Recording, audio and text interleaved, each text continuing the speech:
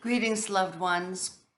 A growing body of literature has been revealed that children who have exposure to domestic violence are more likely than their peers to experience a wide range of difficulties, from anger and oppositional behavior to fear, low self-worth and withdrawal, to poor sibling, peer, and social relationships. Studies have found evidence of much higher rates of pro-violence attitudes, rigid, stereotypical gender beliefs involving male privilege, animal abuse, bullying, assault, property destruction, and substance abuse. Today, we're going to continue discussing the alarming effects of domestic violence on children.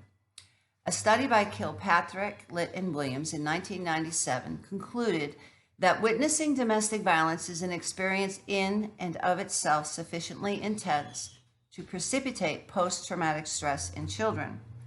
The Adverse Childhood Experiences Study, the ACE study, led by the Centers for Disease Control and Prevention, has classified exposure to domestic violence as one of several adverse childhood experiences, contributing to poor quality of life, premature death, and risk factors for many of the most common causes of death in the United States.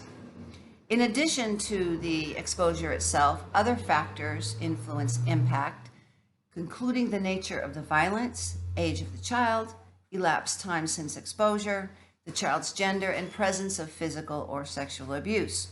Children who witness fewer incidents of violence and experience positive interactions between caregivers might be less detrimentally impacted than those exposed to frequent and extreme aggression. Younger children exhibit more concerning levels of psychological distress than older, more developmentally mature children. Children are highly anxious and fearful immediately after witnessing an incident of domestic violence, and less so as time passes. But this should not be assumed to indicate an absence of anxiety or fear. Boys tend to exhibit more externalizing behavior problems such as aggression and acting out, while girls tend to exhibit more internalizing behavior problems such as social withdrawal and depression. Children who are exposed to domestic violence and who are also physically or sexually abused are at a higher risk for emotional and psychological problems than those who witness such violence and are not physically or sexually abused. It is difficult for those outside of these family systems to know with sufficient clarity what is going on, and it is often difficult to know how best to intervene. The reality is that in many cases, meaningful intervention occurs only after a child has endured direct and continued exposure to domestic violence.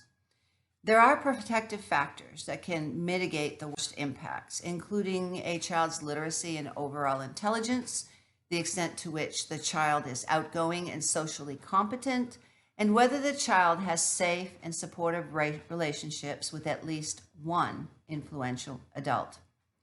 As a society, we have an opportunity and responsibility to inject resiliency through academic, emotional, and social support. We must all deal with whether there are ways we might more effectively intervene within our families, schools, and communities to bring help and healing. The question is not if you encounter a victim of violence. The question before God is, what will you do when you do encounter them? You could be the person who saves a life. We are all called to be champions for justice.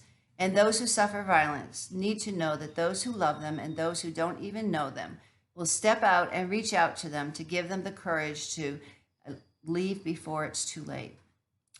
Help us get these messages out.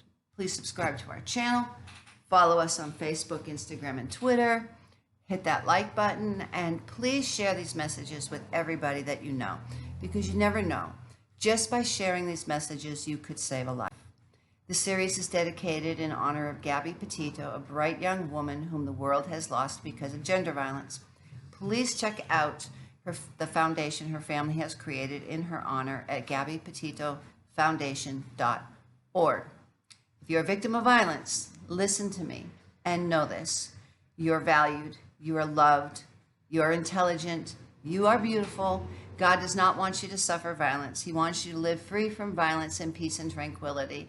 And there is a way out. It's not your fault. Abuse is not love. If someone says they love you and then they abuse you, they're lying. They do not love you. If you are a victim of violence and or find yourself in a dangerous situation, call 911 and please reach out to somebody. Help us get these messages out. Please subscribe to our channel, follow us on Facebook, Instagram, and Twitter, hit that like button, share these messages with others. You never know, just by doing so, you could save a life.